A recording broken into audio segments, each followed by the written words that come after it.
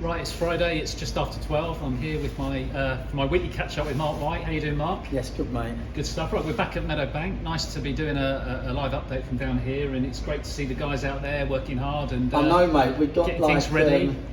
I know we've got two new sponsors, Nyes and Dorking Window Company, that are massive supporters of the club, and then their sign's been put up by local roofing god, Craig Stewart of AR Roofing, who's he reckons he's the most successful roofer in England / Europe, and he classifies himself as a roofing god. Can you see him in it? Yeah. So he's actually taken, just in case anyone takes a shine to him. But yeah, look at that. There you go, mate. Yeah, it's a lot of developments. Yeah, all good. It's all coming together. Yeah. Next Saturday, and we'll talk about next Saturday in a minute. Yeah. First of all, let's just let's revisit the last game. Cruz has given us a wave. Last Saturday, obviously, we visited our neighbours, Leatherhead. Yeah. In the annual Advertiser Trophy. Fair play to Leatherhead. They got the win. Yeah, got a win. Yeah. Thoughts on it? Yeah, typical pre-season game really. We were very lacklustre for us, but hot day. We'd over. One of the challenges of being part-time still obviously is, especially pre-season, is trying to manage the loads, and we put an awful lot into midweek, and pretty leggy Saturday, but the boys took it way too easy, to be fair, mate, and I think Luke's at himself very much in sort of second, third gear, but listen, played some great stuff, and we look all right, do you know what I mean? And obviously some teams and players just want the season to start, Chris. That's just how it is pre-season.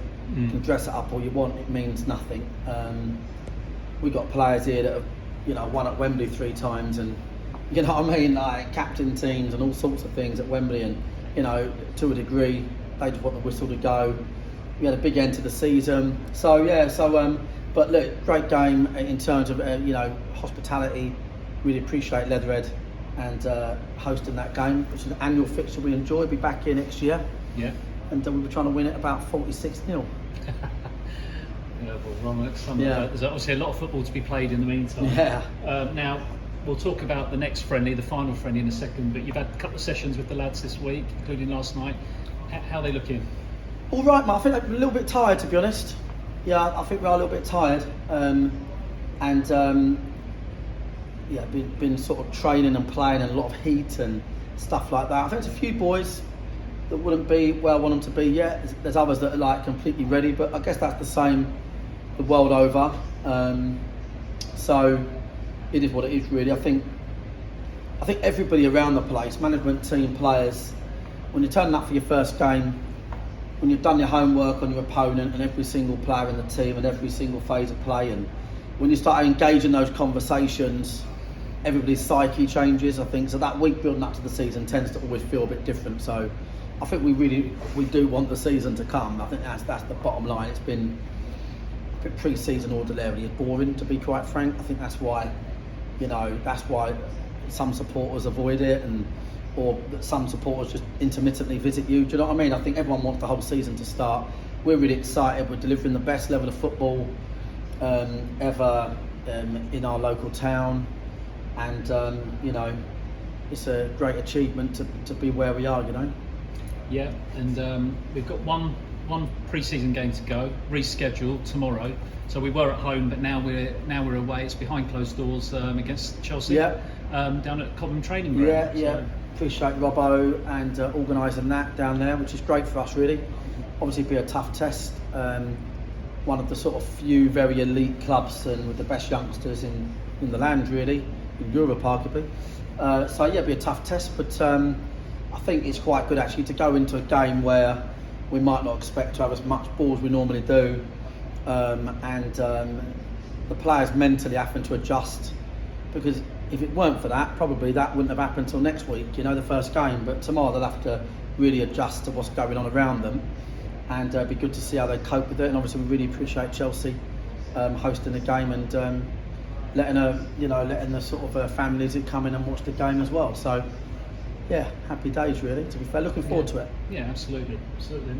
Now on a lighter note, did you see that Oldham's new chairman gave us a mention online. Yeah. I know our fans and that. Obviously, are always in support of us and that. To be fair, I'm a football fan. Do you know what I mean? First and foremost. So I think it's brilliant when you see a town, you know, get their club back and someone comes in to buy it. Do you know what I mean? Like you you've got to applaud that. So I'm really pleased for Oldham fans and that. It's never nice to see Atmosphere and clubs like that. So yes, that's what I would say. And I think he looks like Alf Garnett. Remember Alf Garnett, the guy. But listen, he's coming to the rescue, mate, and fair play to him, and he's having a bit of fun, so I get that fully. But what I think he should do, and I hope he does, is I think he should do something like £1 or free entry for the whole town, pack it out, get them all in there. I'm sure he's got something down his sleeve like that anyway. Yeah. Get as many in there as possible, so they can witness us turn them over. Get as many in there to see it as possible. That's what I'd say. Oh, bring it on. 2 weeks. Yeah. 2 weeks tomorrow. Yeah, good stuff. But Chesterfield first, mate, and you know, we'll obviously be ready for those. And the crowd's going to be well in excess of 2,000. If home fans are sort of like, well, a lot of people's second team now. You haven't got your tickets, get them. It's going to be a really good event. You know, we're going to really bring the heat. Do you know what I mean? That's what we do. We're not going to piss about. We're not going to be going into these games remotely bothered or worried. We're going to do what we do, and we're going to upset people and upset results, and we're going to, you know, we need our fans behind us to do that. Do you know what I mean? So, you know, hopefully now, obviously no one can watch us tomorrow, so next Saturday get the tickets and pack out the place for Chesterfield. That's the plan. Yeah, and on that note, I wouldn't leave it to chance with Chesterfield. The tickets are starting to sell by the hour, so you know, make sure you get your ticket online, dorkingwanderers.com, and be down here to see our first ever National League game at home. Fantastic, isn't it? Happy days. And just finally, I mean, obviously going back to Oldham, we've now launched the coach on the 13th, so we're taking the sports coach up there. Yeah. It's got air conditioning and a toilet. There you go. So, and Fred, is it Fred or Frank, the owner? He's going to let everyone in for nothing.